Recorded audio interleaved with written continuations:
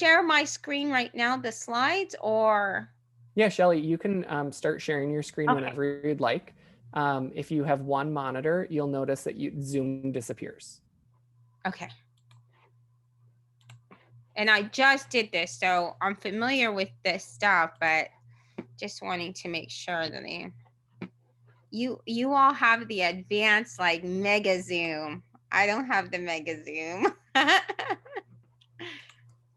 I think it just matters what device you're on. Like it's different on a Chromebook than on a desktop, and it's different on a desktop than on an app.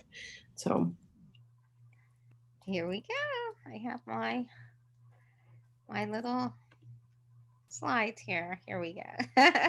And then I can begin at any time. I see we have about 1 more minute, so I'll begin then. So, but I can let you all know a little about me before we begin. I did put some notes in the chat box, but at the bottom of the slides, you'll see where all of the presentation materials are, which is at shellyterrell.com/ezen. Okay. And then you can always ask me a question. The best place is on Twitter at @ShellTerrell.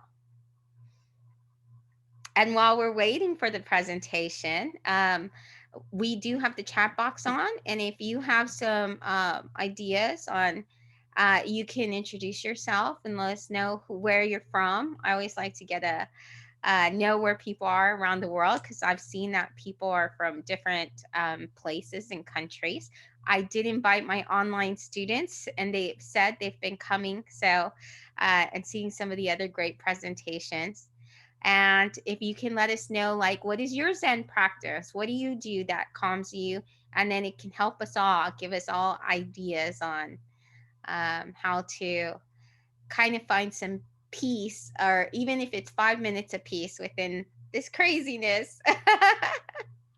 So right now you might be able to see some craziness in my background if you can see my little video, because it's the Starship Enterprise. Okay, Christy, I'm ready. So, hello, everybody. Welcome to Teacher Zen. This is a good self-care kind of session this afternoon. My name is Christy Burke. I am a media specialist in Burnsville. This is my second session ever as a moderator. So this should be a little calmer than it was for me this morning. My role here is to manage questions and manage the chat. There's a couple links that I'm going to paste into the chat for the Zoom meeting here in a moment, including the link to our YouTube live session. If your video goes down, or if you have any kind of connectivity problems, you can get the same content over there if you need to. So I'll post that in a moment. Otherwise, please use the chat for any questions that you may have. Keep your microphone muted, of course, and I will be watching that chat. Shelly, our presenter today, Shelly Sanchez-Terrell, said that for a few different reasons, she's going to try to keep the questions to the end. So I'll be sort of collecting those and kind of concatenating the topics and stuff. So I'll notice you in the chat, but that's where you should put your information. And I'll be watching the YouTube chat as well. We do have a hard stop at 3:45, so that's part of my job as well. And I will also be posting the link to get CEUs. And I think that's all I need to say. Did I miss anything, Shelly? No, you got it. Well, welcome to this this online distance learning summit. It's been a wonderful experience, and I am going to show a few things from some of the presenters I was able to see on Friday.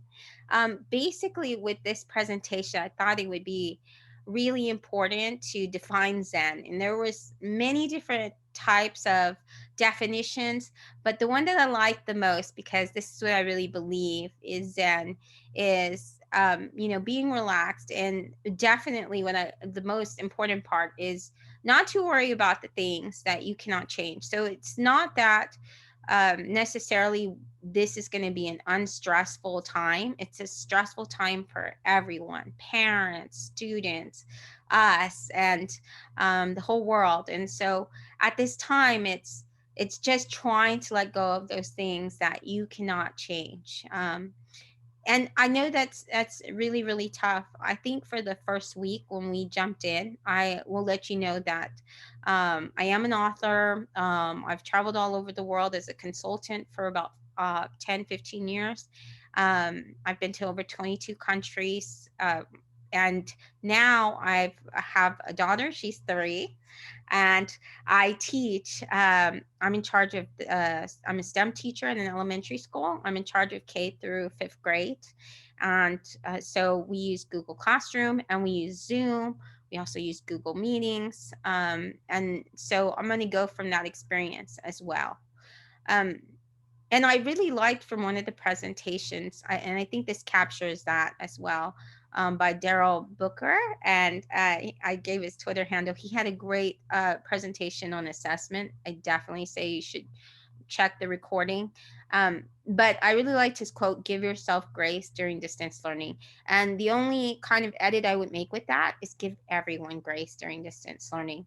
I know there's a lot of parents that are stressed, and students as well, and they may constantly be upset, but after a while, giving them some time, for them it's very stressful as well. And so I think everyone needs some grace during this time. So how do we do that? And that's the tough part. How do we find our Zen? Well, when you're finding your Zen, it's important to focus on the victories. That's actually Savvy, my little daughter, and me. And so one of the books that I wrote was the 30 Goals Challenge. And part of that was celebrating small achievements. And it could be anything. It could be like, I cooked something today that was amazing. If you have, it doesn't necessarily have to be even victories that you've had in the classroom, but if you have had those victories where it was one student that turned on a project and you were so amazed by what they did, or maybe it was that you helped 2 or 3 parents get onto the Google Classroom or whatever your LMS that you're using, or you walked a student that maybe has difficulty in the class and you made them feel good, or you just listened to somebody, a co-teacher, and you made them feel better about doing something. Whatever your victory is, if in the chat box you can write that down, and we'll go ahead and share some of those victories towards the end. And then also positive self-talk. That's actually really important. That's how I've gotten myself. I tend to be a type A personality. If you're type A like me, that means you're high stress. It means you have checklists, and checking off or crossing off something on a list makes it much calmer for you. So if you know those tips and tricks, but positive self-talk is also very important. Saying, and what do we mean by that? Well, I love this graphic, and these are free to download. There's tons of them at northstarpaths.com. You'll find a bunch of them that are free to use. And I really love this poster. And it's kind of one of those things you can pull out and say in your mind. So self-talk is that internal conversation that you have that gets you to think a certain way. And it really does change there's a lot of research that shows that it really leads to change in action in your real life. So it just doesn't stay inside, but it's actually will impact your life. And so I like these, and these are made for students as well. So it's not only Zen with us, but how do we model it for our students? And so this poster can be a great way. Permission to make a mistake. There was a stressful time I already had.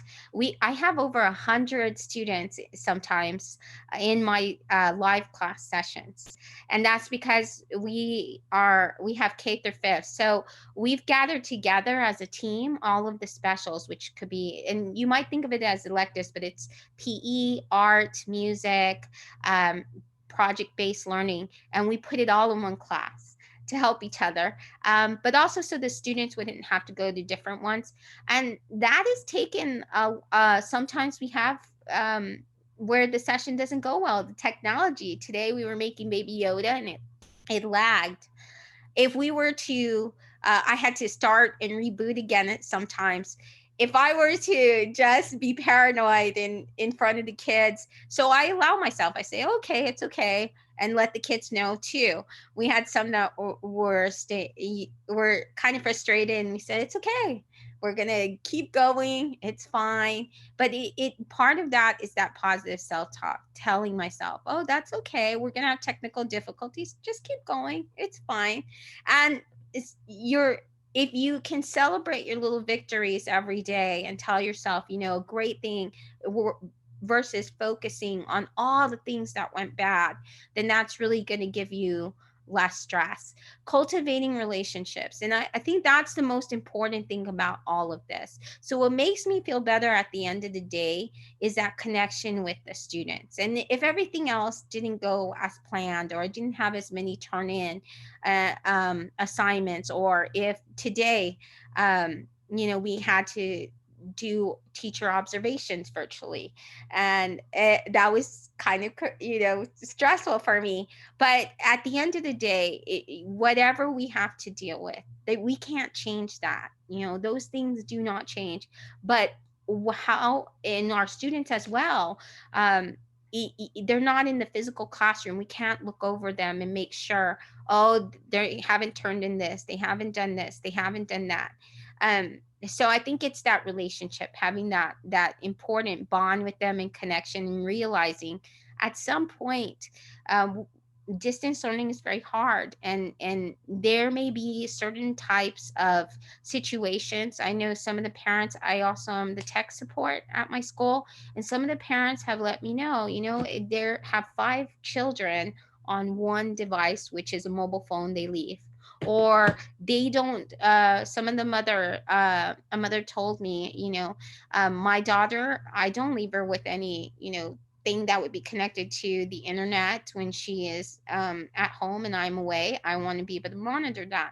So she doesn't get to do this until 6 o'clock. So there are a lot of reasons why our students aren't able to connect and to be able to turn things in. And as long as we can let them know we're there for them. I know some teachers, I've seen extraordinary things online. I've seen where teachers have made videos, where teachers have made little messages that say, we miss you. And I think all of that is wonderful. The more we do that, you never know who it's going to go to, even if you don't get a response, but it is very meaningful.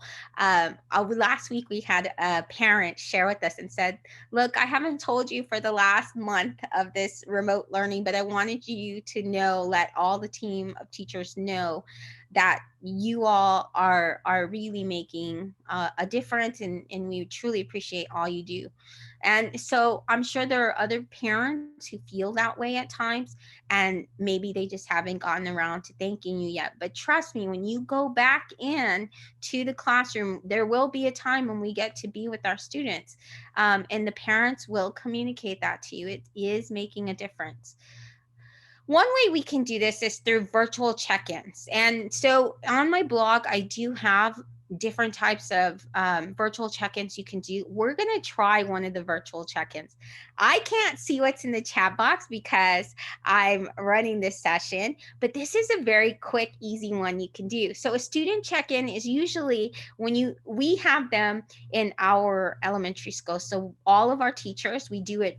It's a way to figure out what their emotion is at the time.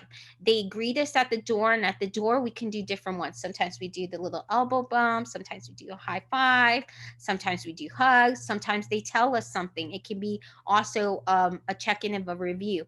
The one I like is the 5-finger student check-in. So the way that works is that you have 5 fingers. 5 is telling us, I feel super fantastic. When you give me 5, then I know that you're feeling fantastic and you're excited about the learning. Okay. I get that a lot in project-based learning because they love making their projects. So that's pretty good.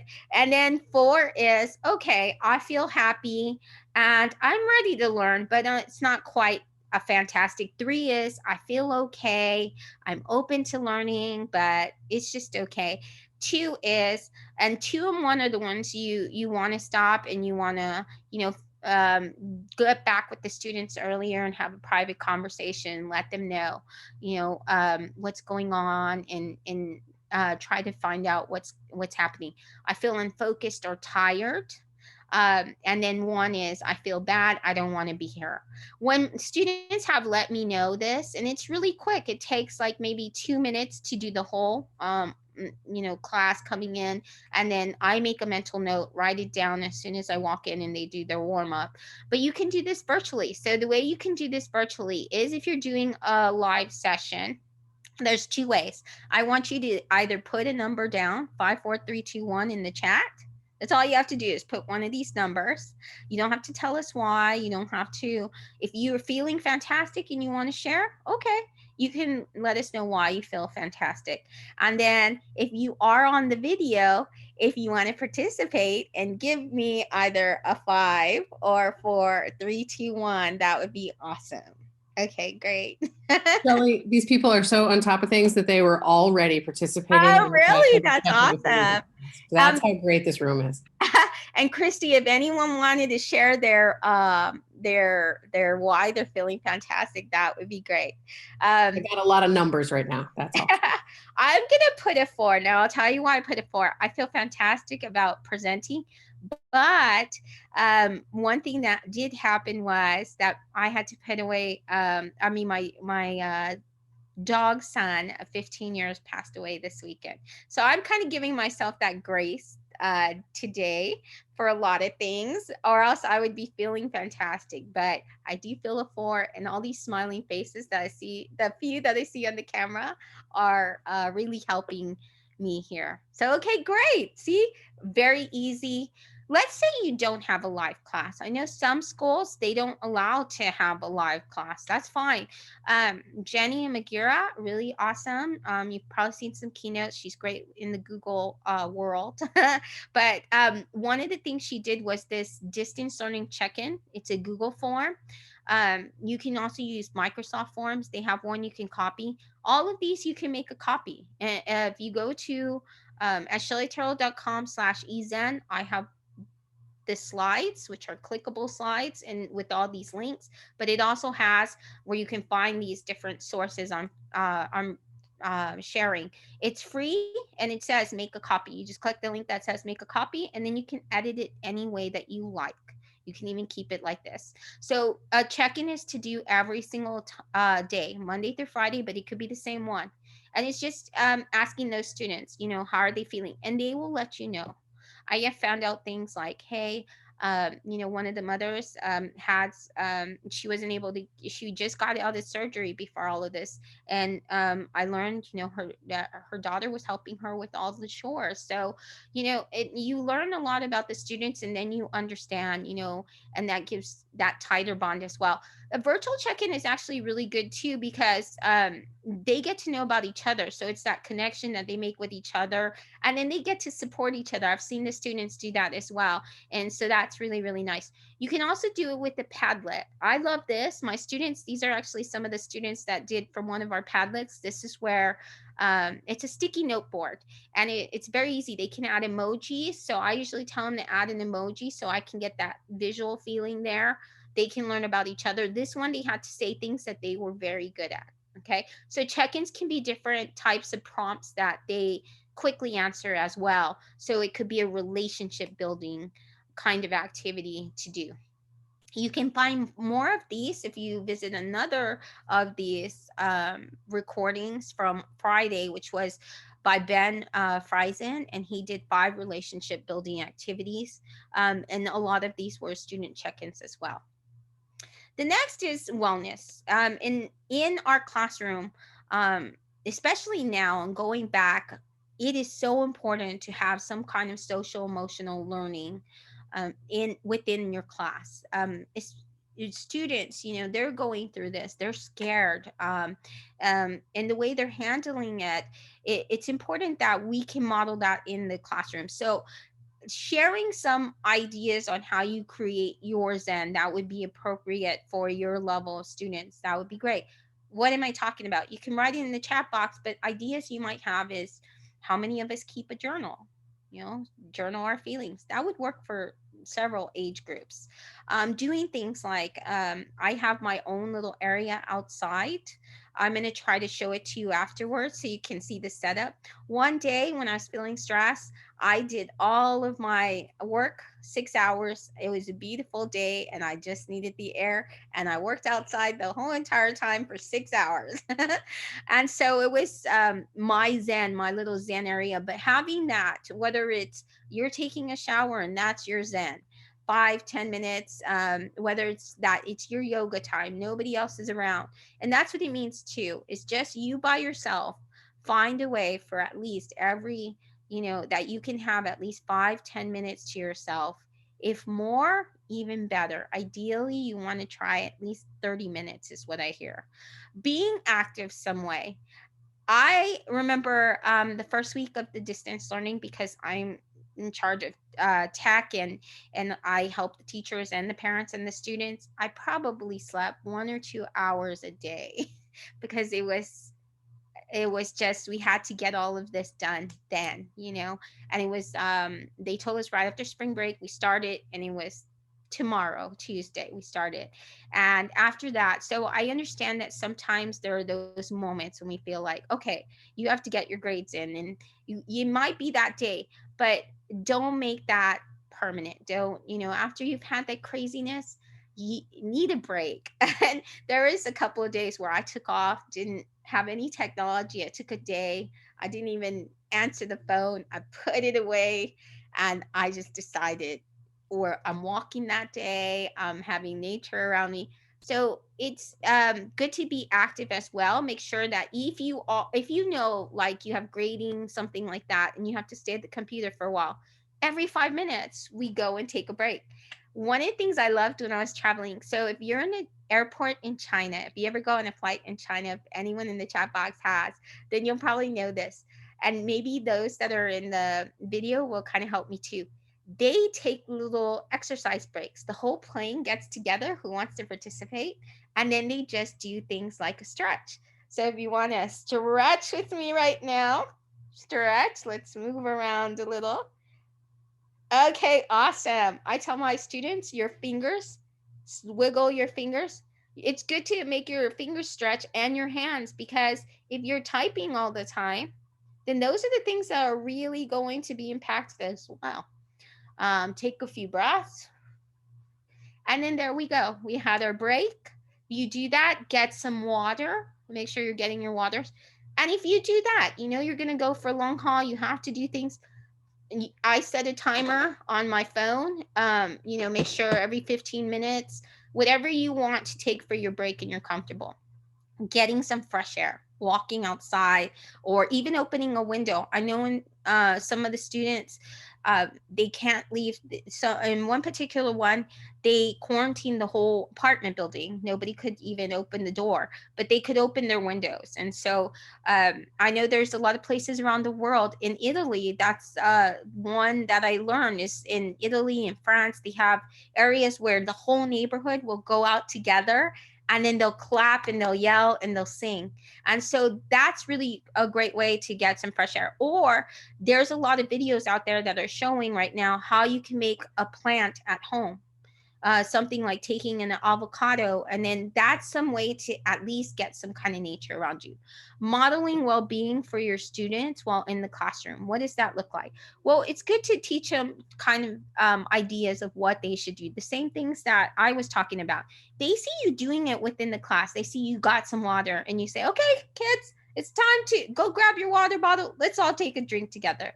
Or things like, okay, let's all, even with, high school, I also teach college students online.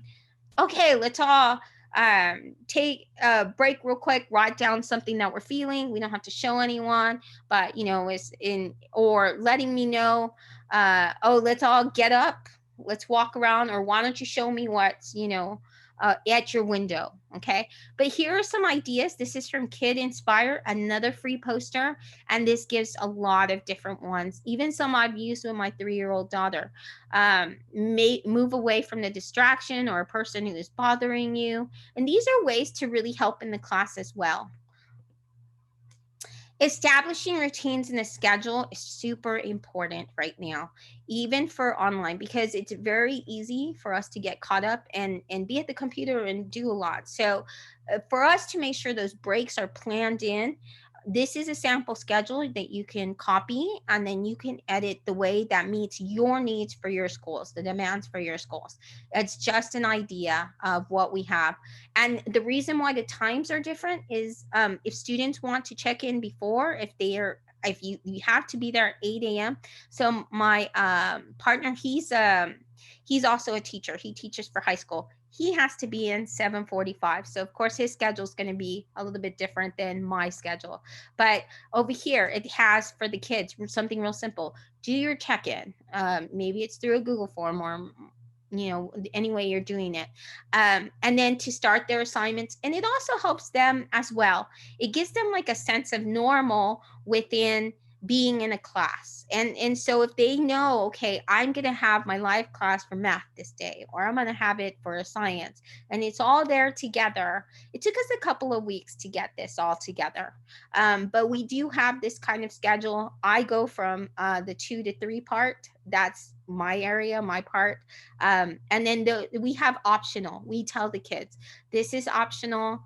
If you, and they have others, there's some gaps in there because we also want to give them time if they have where they need intervention, or they have some other ESL, anything like that, that there's time for that as well.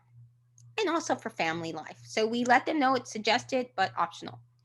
Another way to kind of help yourself get on a schedule and a routine and not constantly be stressed is edit your notifications. And that was something that is very important for me. You're going to have kids that sometimes are going to go, and they're going to, I've had some 12 o'clock, post something on a Google Classroom, and I'm not up at that time. I saw the timestamp, but if I were to get these kind of things on my email, even your email notifications, you don't know when people are they're very stressed, and so you don't know when someone's gonna. If you turn off your notifications or let certain kinds, then that's gonna help you with that. It's also important to be flexible. So not only with our time do we need to make sure that we're not constantly having where we're going to be stressed and want to answer everything that's there at that minute.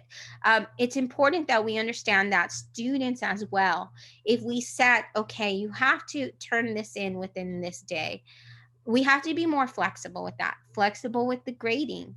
We know where our students are at, and we were able to spend at least some time with them before a lot of this happened. And we have to go under the assumption that the kids want to be at the school, they want to turn in things, they want to be learning, but like I said, there might be 5, with one device or something. So it may be very difficult for them. We don't know what the situation is. It takes a village to raise a child. So these are some ways. This is kind of my group of teachers that does help. We have invited some guest experts to come teach our class. It doesn't always have to be you. We had a jump rope, the international jump rope championship. Our coach was able to get him in to be with the kids. We had El Toro in Houston. He's for the Texans. He came to go visit. He even wrote a little note for us. There are a lot of authors even willing to read their books.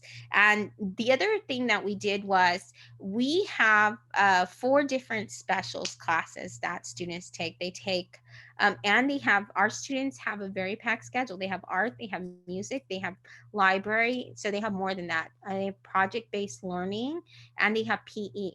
So we all decided to do one live session together. We all took it together. So the kids wouldn't have to have 5 different Google Classrooms for that. And they wouldn't have to have 5 different meetings, Zoom meetings for all of that. So we did it all together. And there's a lot of times when if you can do that, if they're willing to let you, co-teach, then that will help the students as well, because that's confusing for them to have to go to different platforms and to organize all those meetings. And so It's okay also to, if you have young ones, and that's been a bit of a balance. I've heard that from teachers. My daughter, she is in my class. She will come and she will participate. She's like my student, to model off for the students as well, to model with them what we're doing. So she will help me as well. It's okay to let you, we have a lot of the family, and our district, of course, has let us do this. So it's okay by them. I know sometimes whatever your district allows you to do, or your school, definitely you have to meet those parameters, but it's okay to let your family be. And the great thing about it is that your students get to know more about you, and they like that. They enjoy knowing more about their teachers. Mystery classroom, this is a great time if you ever wanted to do a global class project. Invite another class to jump in. Have a mystery classes where you try to guess the location based on hints and clues. Like, for example, when I lived in Germany, I did this with students from America, and we showed them the outlet to kind of give them a hint. Okay. And then we showed them, I was very fortunate because my school was, the window showed a castle right out the window. So I showed them the castle to give them some ideas of where we were at. And so they had to guess, oh, the weather, it looks cold. Maybe you're in a cold area. Or so you can do it in another city or state. It doesn't matter. They could be holding things. I did it with Bunsey, the company Bunsey, and their headquarters are in New York. And they had a little Bunsey Statue of Liberty on that one of the desks for the workers. And so my students were able to guess. They took the hints from around, and were able to guess where they were. Invite parents to share their expertise. And then you can also let students teach the class as well. I share a lot of ideas. And one of the ways that I'm able to manage a lot of this is, oh, sorry, I hear a little bit of noise, but is that there are teachers, if you're not on Twitter, Twitter is a great place to be, because teachers share galore. Amazing ideas, and they let you copy and edit and do what you want for free. Okay. A really great one is Casey Bell, Shake Up Learning. She has a lot of templates. If you work with Google, I would definitely say she's a great person to follow. History Sandoval, fantastic, amazing design elements, and they're so engaging, and this is what they look like, so you can find those. Another idea is sometimes a teacher will share and they say, okay, feel free to make a copy, but they didn't give you the copy. And so one thing that you can do is, if you just take that little red edit part there and you just replace it with the word copy, and anything after that, the question mark and all the numbers, it'll let you make a copy. Your students can do that as well. If they ever, the permission does have to be for anyone with the link can view, but that's how you easily make a copy of anything. So if you get their Google Slides, like let's say you got my Google Slides and you thought, oh, I like some of the pictures she used and stuff, then, and all of this, by the way, is pictures. I'll put the image attributions at the end, but you can use that and it's fine. The reason why it's great to remix and share is because design does matter. There is, if so, you've probably seen with distance learning that what you look at can make your Zen as well. If it's so, if you, for students, a lot of the parents, when I'm helping them, one of the issues is they have 20 slides they have to get through, and it's really stressful for them. So even if an assignment didn't take that long, but so you want to keep it short and simple. The students, sometimes they may have issues just even figuring out how to get into a classroom or use an online tool. So we keep you can have some great, and I'll show you examples in a little bit of how you can have great design that is simple, but it's meaningful work. It doesn't mean that we have lowered the learning and the thinking. So keeping it short and simple, less is more. 2 or 3 assignments. Well, you probably have the guidelines of what you should do.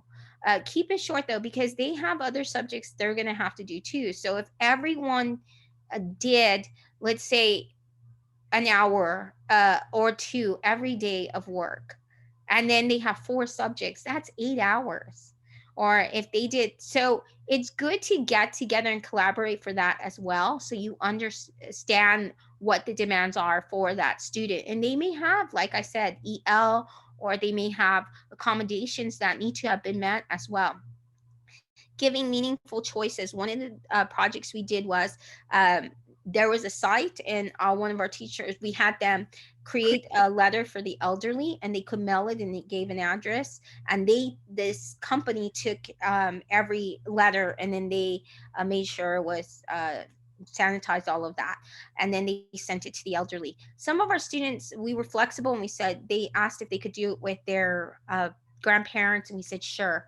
And we had one of our third graders, she did it in French. Another, the mother was saying how, well, it was very wonderful because the grandfather was really sick, and they were worried because this was the only way that they were able to express, like, and so they kept writing him letters. And so we had a lot of meaningful feedback for that. It taught them writing, they had to write, and so it made that. But meaningful choices, and choices is important, visually engaging, and then the instructions being very clear and concise. When you can provide visuals, guides, and tutorials, the great thing is so many teachers do it for you. Well, today's May the 4th, and so I wanted to show you what some of this simple, like, great design looks like. You can copy this, you can edit. And this was actually a copy made of today from History Sandoval. So History Sandoval, and that's her Twitter handle, she makes so many wonderful templates. She lets you copy and edit. And so one of the teachers did that with it, and it's just so cool. It looks like a little game. So you can see how engaging that is. Like, as a student, I want to go, and I want to go do this. And it's simple. All I do is I just click on it. If I played a board game, I know, okay, I'm going to click on this, see where it leads me, see where it takes me. And so these are some very simple ways. And all you would have to do is just add your own links, your own icons, to make that. It's in Google Slides. So Google Slides has an image search. So you wouldn't even have to go offline. You can do a lot of this, and it would take, if you're familiar with Google Slides, you could probably get this using the template in less than an hour to make. Here's another type of one, and this is so a lot of these templates also come from Slides Mania. And Slides Mania is a free way that has all these templates for everything: student check-ins, a planner, a weekly planner for the whole year. And so these are all free to use. You add it and use as you want. This one, it has little icons that they do. Another one that was from History Sandoval, a lesson game board. This is how she did the lesson. You can go and you put the hook, the read. So these are just some kind of ideas. They're all there. Some teachers do this menu choice board. This is from my friend Ariana from Croatia, and this is what she did. Here's your appetizer, here's your main course, and the dessert. And these are all tasks, and it goes through different levels. I've shared all the links. There's hundreds of them. Tic-tac-toe choice menu by Shake Up Learning. And you can see the meaningful. It says here, create a fictional interview video. And this is all for a novel. And these are choices that a student gets to make. And the idea is to make tic-tac-toe. The first one, write a 1-paragraph summary, is what they're doing. And then they get they get to choose after that. Do I want to do number 7? I want to create a comic strip. Or do I want to do number 6, where I get to make a soundtrack? So we've done this with a lot of our teachers have done this, and it's produced amazing work. The students just love it, and they keep doing more. Actually, they end up doing more than those options. So some last minute things while I wrap up, and then I'm going to open up for some questions if you have any, or if you need to. Of course, you can always go to Shelly-Terrell and ask me. I can always ask you, or Shelly-Terrell@gmail.com is also my, if you want to email me question, that's fine as well. Changing your environment, taking your lesson outdoors. You can go anywhere kind of right now, because it's kind of limitless. Yes, it's stressful, but there's so much you can do. Like taking a virtual class field trip. One of the ones that I found that was great was from this Bunsy. I used this. I was actually, one of our teachers couldn't teach it at the last minute, so I jumped in. We did this. It was wonderful. We went to Africa and it already had videos. All I did was put this Bunsy up and ask questions, prediction questions. What animal do you think we're going to see next? Okay, and then it did a 360 view, and it was real, well, on the live stream, giraffes. And I said, okay, well, what do you think the giraffe's going to do next? And then, or what do you notice around? And then a bird flew in, and they were able to type all of that while we were, and they were able to say things, 3 things you can observe. And there's a lot of ways that you can navigate that. So that one, History View, has a bunch of these that you can put together. You can put it in a Google slideshow and a PowerPoint, any way that you're teaching. And then there's actually a template, and I'll put that inside the notes as well, that shows you what you can do if you are doing a virtual field trip, or what questions. It's a form they can fill out if you want to just do it as an independent assignment and let them choose where they want to go. You can give them a link to History View virtual tours, and they can choose. They can make that choice. Or with my kids, we go to Google Earth, and then they choose.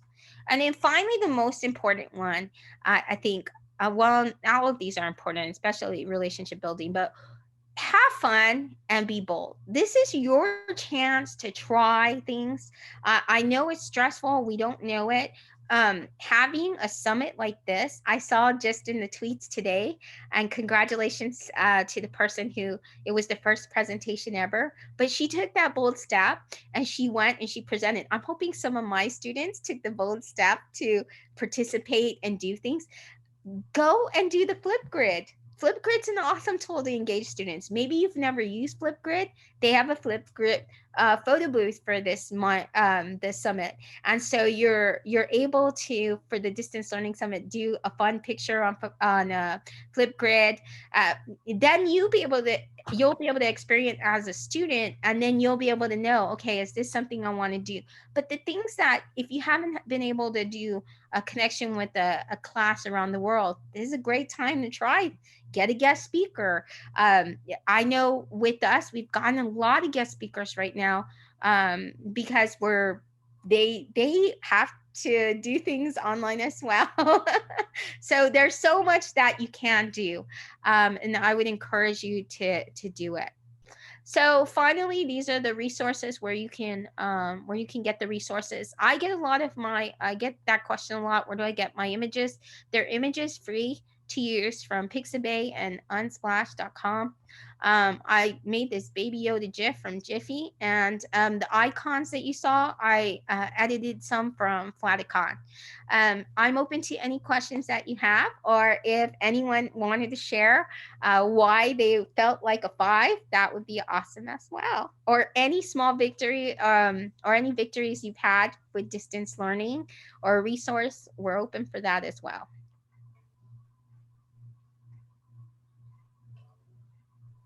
And I can, Shelly, we didn't have like questions that came up, but there's someone who said she doesn't have a Twitter account. Is that the only way to access the resources? Lisa, I will, you can find the slides and stuff from the Minnesota Digital Learning Summit website. So the presenter page for this, and I'll post that link again in a second. But if people are on Twitter and you want to put your Twitter handle in the chat for Lisa, and you would like her to follow you, that would be awesome. Lisa, if you look for the hashtag for this, it's MNDL Summit, and you'll find everybody that was associated with this on Twitter today. And you can also go to shellyterrell.com/ezen. And you don't have to capitalize the Z. But there I have a wakelet where I keep, just every time I find it on Twitter, a great template that's free. And it's there. It says a wakelet on if you look on the shellyterrell.com, you can go down and you'll see it says the templates towards the bottom. And then you click that, and it has all the ones that I bookmarked, so you can use. I even saw in a blog, one of the ones I bookmarked, it was an entire Google Drive folders full of graphic organizers, all kinds of great stuff. So it was really nice.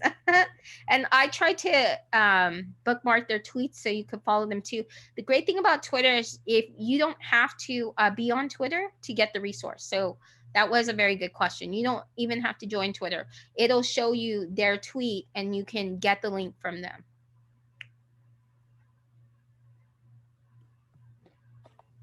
If there are any additional questions, please go ahead and put those in the chat and we can forward those out. We have just a few minutes left. Oh. And while we are waiting, then maybe we can also, we can try maybe the annotation feature. I think there's an annotation feature on here. I'll have to be able to check, but I think, let me see if I can, if they wanted to draw on here, like if they wanted to draw just, like I can make a blank and then you could draw like your feelings, like maybe a happy face or something like that. You can even do it on this slide. Like that could be another check-in where they just draw something. I know that Zoom has that option where you can do that. It might be on the participant, I believe, or it will let you do the thumbs up. Yeah, Shelly, that's a great question.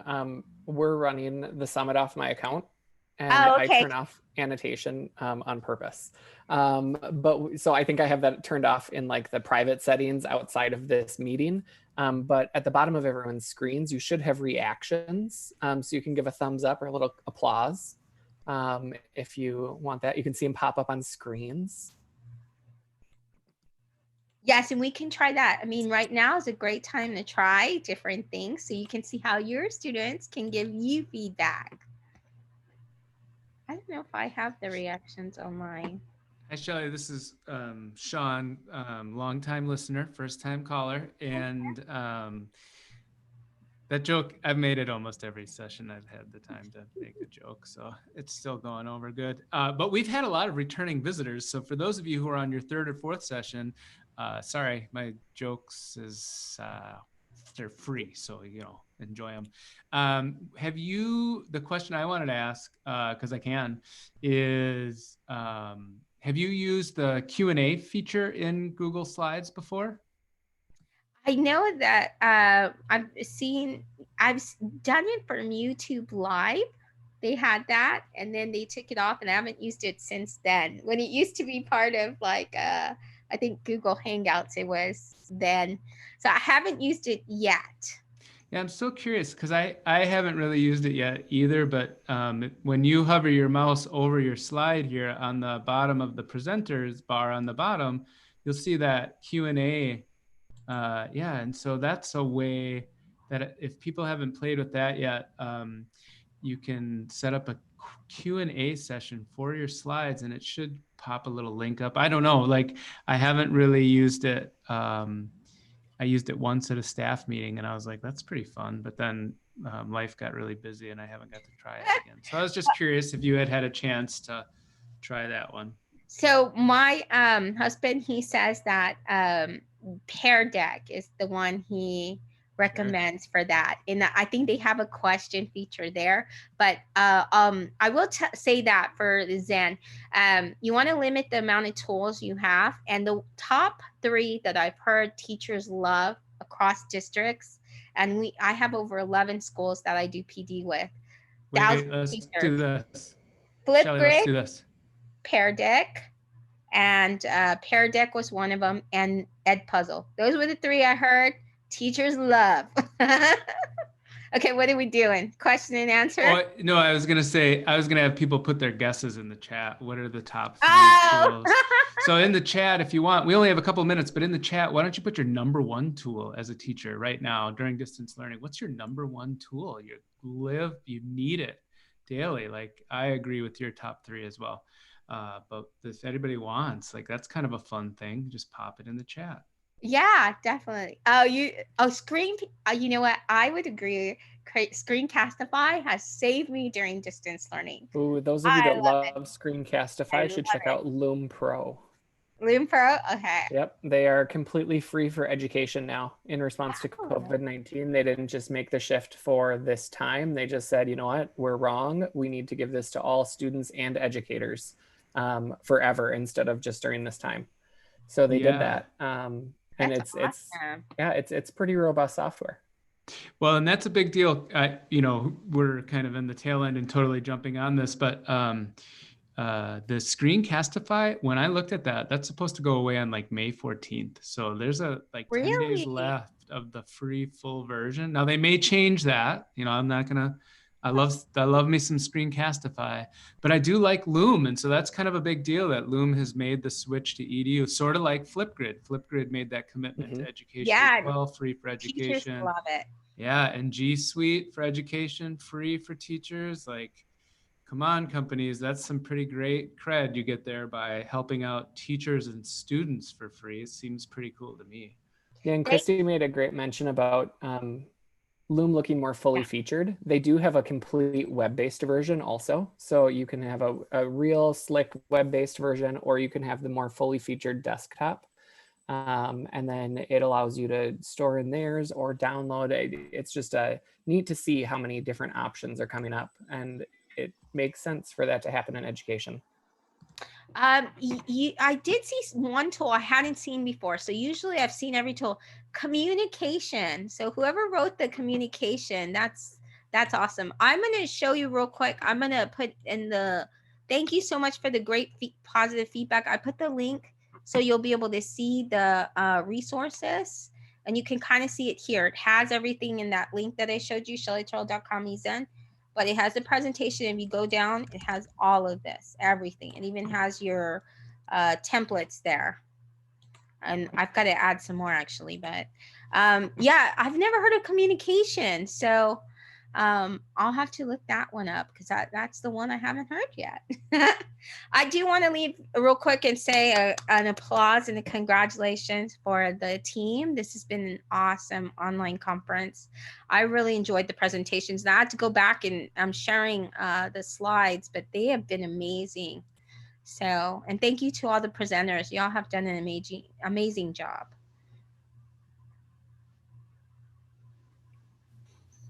Okay, with that, we'll go ahead and close out our session. Shelly, thank you so much for sharing your expertise. And Christy, thanks for being an amazing moderator during the session.